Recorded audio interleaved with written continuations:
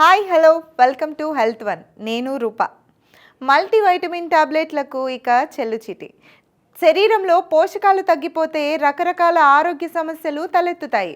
ఈ ఆరోగ్య సమస్యలను అధిగమించడానికి వైటమిన్ సప్లిమెంట్స్ తీసుకోవడం ఆనవాయితీగా వస్తుంది. కానీ సప్లిమెంట్లు తీసుకోవడం వల్ల మరిన్ని సమస్యలు తలెత్తుతాయని పలు అధ్యయనాలు తెలియజేస్తున్నాయి. సోషల్ మీడియాలో ఎలాంటి డిగ్రీలు లేని డాక్టర్లు ఇచ్చే సలహాల వల్ల పెద్ద కన్ఫ్యూజన్ నెలకొంది.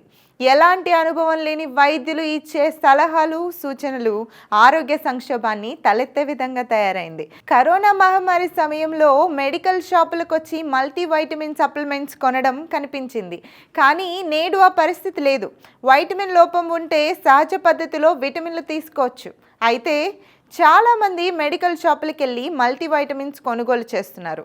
విటమిన్ డి కావాలంటే సూర్యకిరణాల్లో సమృద్ధిగా ఉంటుంది. కానీ చాలామంది డి విటమిన్ టాబ్లెట్లు కొనుక్కొని మింగేస్తున్నారు. ఇదే సరైన పద్ధతి కాదని వైద్య నిపుణులు చెబుతున్నారు. Vitamin C, D vitamin supplements వల్ల పెద్ద ప్రమాదమేనని తెలుస్తోంది. ఈ సప్లిమెంట్స్ వల్ల గుండె సంబంధిత సమస్యలు తలెత్తవచ్చని ప్రచారం జరుగుతోంది. క్యాన్సర్ చికిత్స చేయడానికి వాడే మల్టీవైటమిన్స్ ఇప్పుడు పెద్ద ప్రమాదమే తెచ్చిపెడుతున్నాయి. మనం తీసుకునే ఆహారంలో సరైన మోతాదులో పోషకాలు లేకపోతే నీరసం, నిస్సత్తువ వంటి సమస్యలు వేధిస్తాయి. మన దేశంలో దాదాపు సగం మంది వైటమిన్ లోపంతో బాధపడుతున్నారని నేషనల్ ఇన్స్టిట్యూట్ ఆఫ్ న్యూట్రిషన్ నిర్వహించిన ఒక అధ్యయనంలో తేలింది. రెండో ప్రపంచ యుద్ధ సమయం నుంచి మల్టీవైటమిన్స్ తీసుకునే అలవాటైంది. దశాబ్దాల నుంచి ప్రజలు వీటికి అలవాటు పడ్డారు. వీటి వల్ల కలిగే దుష్ప్రభావాలు ప్రతి ఒక్కరిని ఆందోళనకు గురి చేస్తుంది. వయసు పెరిగే కొద్దీ మన శరీరంలో అనేక మార్పులు జరుగుతాయని అందరికీ తెలుసు. కొన్ని మార్పులు స్పష్టంగా తెలుస్తూ ఉంటాయి, కొన్ని చిన్న మార్పులే జరుగుతాయి. వయసు పెరిగే కొద్దీ ఎముకలు కుంచుకుపోతాయి, కండరాలు బలహీనపడతాయి, చర్మం వదులుగా అవుతుంది, జుట్టు పలుచపడుతుంది.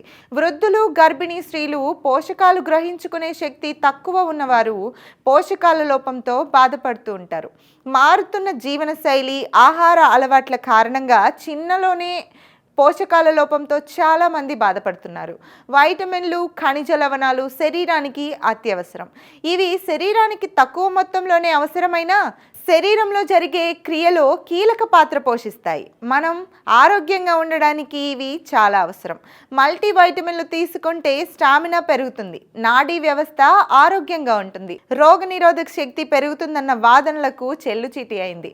వైటమిన్ల లోపం కారణంగా ఏకాగ్రత తగ్గటం, అలసట, చేతులు కాళ్ళ నొప్పి, తిమ్మిరి వంటి సమస్యలు ఎదురయ్యే అవకాశం ఉంది. వైటమిన్ బి లోపం కారణంగా అనేక ఆరోగ్య సమస్యలు వచ్చే ప్రమాదం ఉంది. ఇది ఆహారం నుంచి శక్తిని తీసుకోవడానికి శరీరానికి సహాయపడుతుంది. మన ఇమ్యూనిటీ స్ట్రాంగ్గా ఉండడానికి జింక్, క్రోమియం, సెలీనియం వంటి మినరల్స్ చాలా ముఖ్యం. డాక్టర్ని సంప్రదించి మాత్రమే వైటమిన్లు తీసుకోవాలని నిపుణులు చెప్పేవన్నీ తప్పని తేలిపోయింది. ఆకుకూరలు, కూరగాయలు, పండ్లు వంటివి తీసుకోవడం, సరైన వ్యాయామం, జీవనశైలిలో మార్పులు చేసుకుంటే ఈ సమస్యను అధిగమించవచ్చనే అభిప్రాయం వ్యక్తమవుతోంది.